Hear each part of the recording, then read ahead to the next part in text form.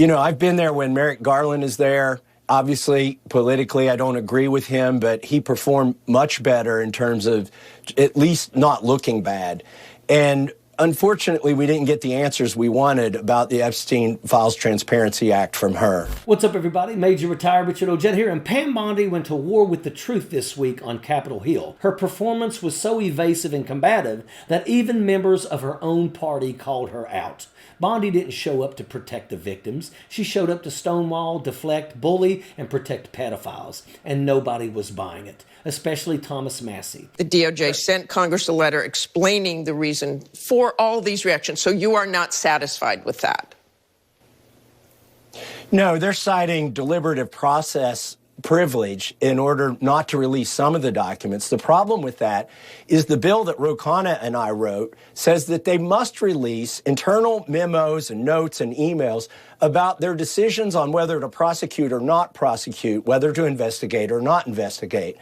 It's important they follow that because then we could find why they didn't prosecute Leslie Wexner. What was the decision tree there? And also why in 2008 they gave Jeffrey Epstein such a light sentence. And finally, I know the DOJ wants to say they're done with this document production.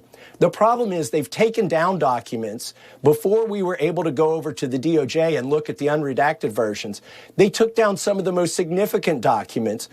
Two of them involving Virginia Giuffre's case and other things. The picture of Epstein in a room where it's got CIA written on the boxes, that's been taken down.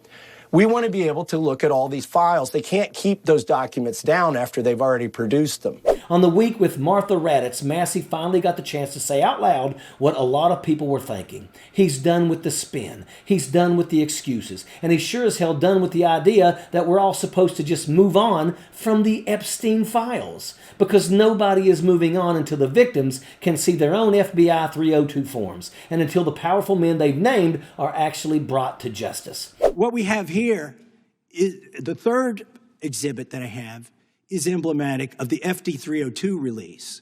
These are the documents that we need that you're holding on to and over-redacting because they have the names of the men who are implicated. How do we know? Because the survivors gave testimony to the FBI, and it's in there. And what happens when you go to the portal at the DOJ to look at what's behind this redaction? Another redaction. So we can't even see them. And then there's some of these files you've pulled down from the website that we will never see because we can't search the redactions.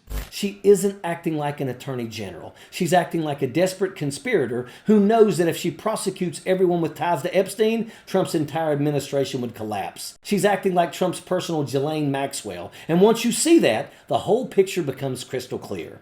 This wasn't a normal hearing, not even close. It was a full-blown circus, with members on both sides of the aisle pressing Bondi relentlessly over her handling of the Epstein files. One demanded that Bondi apologize directly to the survivors who were literally sitting in the room. Jamie Raskin tore into her over the document handling, calling it a betrayal of justice and a violation of the law. And instead of answering any of it, Bondi snapped back. She wouldn't even make eye contact with the survivors behind her, a moment that went viral for a reason. She talked down to members of Congress, questioned people's credentials, and pivoted to unrelated nonsense like bragging about the stock market. This is where Massie gets to the heart of it. He makes it clear this was never about political theater.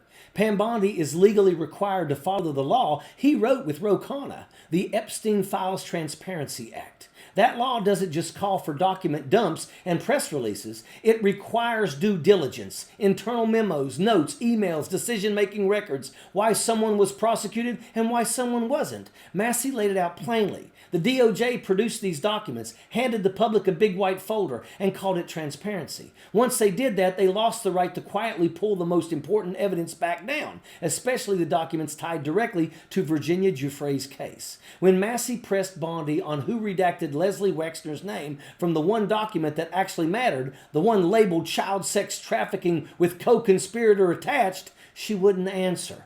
And we all know why. Because under the law, that responsibility doesn't fall on Todd Blanche or some anonymous staffer. It falls on her. As Massie put it, you can delegate tasks, but you cannot delegate responsibility.